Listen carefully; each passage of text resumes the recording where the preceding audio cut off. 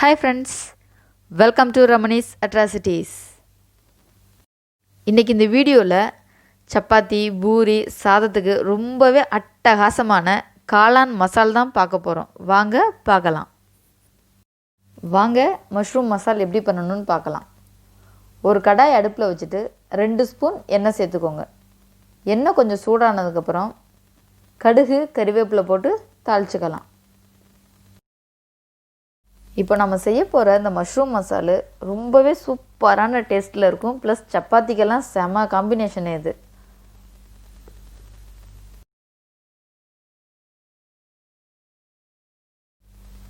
கடுகு பொரிஞ்சதுக்கப்புறம் ஒரு வெங்காயம், பெரிய வெங்காயம் கட் பண்ணி வச்சுருக்கேன், அதையும் சேர்த்து நல்லா வதக்கி விட்டுக்கலாம்.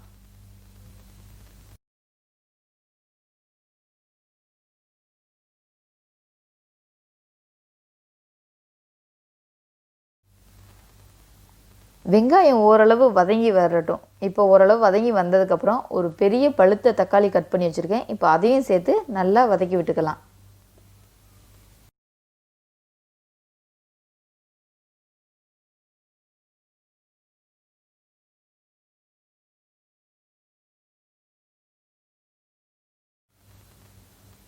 வெங்காயம் தக்காளி வதங்குறதுக்கு தேவையான அளவு உப்பு சேர்த்து நல்லா வதக்கி விட்டுக்கலாம். உப்பு சேர்த்ததுக்கப்புறம் வெங்காயம் தக்காளியை மீடியம் ஃப்ளேம்லேயே வச்சு நல்லா வதக்கி விட்டுக்குவோம். எந்த ஒரு டிஷ்ஷாக இருந்தாலும் எவ்வளோ தூரம் நம்ம வெங்காயம் தக்காளியை வதக்குறோமோ அந்த அளவுக்கு அந்த டிஷ்ஷு டேஸ்ட்டாக நமக்கு கிடைக்கும்.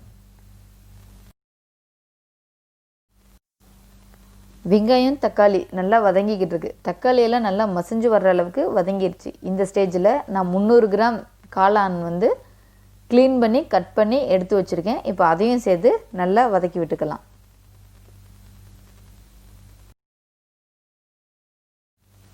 காளான் சேர்த்து எல்லாத்தையும் நல்லா கலந்து விட்டதுக்கப்புறம் 1/2 ஸ்பூன் மஞ்சள் தூள் சேர்த்து எல்லாத்தையும் நல்லா இன்னொரு தடவை கலந்து விட்டுக்கோங்க. காளான் வேகிறதுக்கு எவ்வளோ நேரம் ஆகும்னு பார்த்தீங்கன்னா வெறும் 5லேருந்து 10 நிமிஷம்தான் ஆகும். ஸோ நம்ம ஐயோ நம்ம ஏதாவது தொட்டுக்க பண்ணணுமே, டைம் இல்லையே அப்படின்னு யோசிக்கிற நேரத்துக்கு காளான் இருந்துச்சுன்னா டக்குன்னு நம்ம இந்த மசால் ரெடி பண்ணிடலாம்.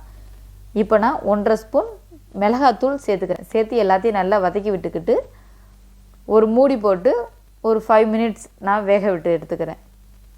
இப்போ மூடி போட்டு வேக வச்சுப்போம்.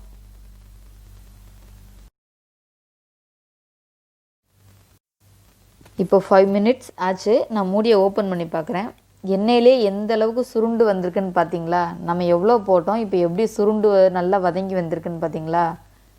தண்ணி எதுவும் சேர்க்க தேவையில்லை. ஏன்னா இப்போ நம்ம கிரேவி எதாவது வச்சா தான் தண்ணி சேர்க்கணும். இது நம்ம ட்ரையாக மசால் தான் வைக்கிறோம். ஸோ தண்ணி எதுவும் சேர்க்காமலே வதக்கி எடுத்துக்குவோம். எண்ணெயிலே நம்ம சேர்த்த காளான் எல்லாமே நல்லா சுருண்டு வதங்கி வந்துருச்சு. இந்த ஸ்டேஜில் நம்ம அடுப்பை ஆஃப் பண்ணிக்கலாம். காளான் மசால் ரெடி ஆயிடுச்சு. பார்க்குறதுக்கே ரொம்ப எம்மியாக சூப்பரான டேஸ்ட்டில் காளான் மசால் ரெடி ஆயிடுச்சு.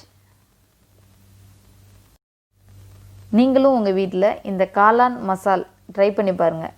ட்ரை பண்ணி பார்த்துட்டு எப்படி இருந்துச்சுன்னு சொல்லிவிட்டு எனக்கு இன்பாக்ஸில் கமெண்ட் பண்ணுங்கள். இந்த வீடியோ உங்களுக்கு பிடிச்சிருந்துச்சுன்னா லைக் பண்ணுங்கள், உங்கள் ஃப்ரெண்ட்ஸ் எல்லாருக்கிட்டையுமே ஷேர் பண்ணுங்கள். மறக்காமல் எப்படி வந்துச்சுன்னு சொல்லிவிட்டு எனக்கு இன்பாக்ஸில் கமெண்ட் பண்ணுங்கள். நம்ம சேனல் இது வரைக்கும் சப்ஸ்கிரைப் பண்ணாதவங்க ரமணீஸ் அட்ராசிட்டிஸ்க்கு சப்ஸ்கிரைப் பண்ணிவிட்டு கூடவே வர பெல் பட்டனை கிளிக் பண்ணிக்கோங்க. அப்போ தான் நான் போடுற வீடியோஸ் உங்களுக்கு உடனே வரும்.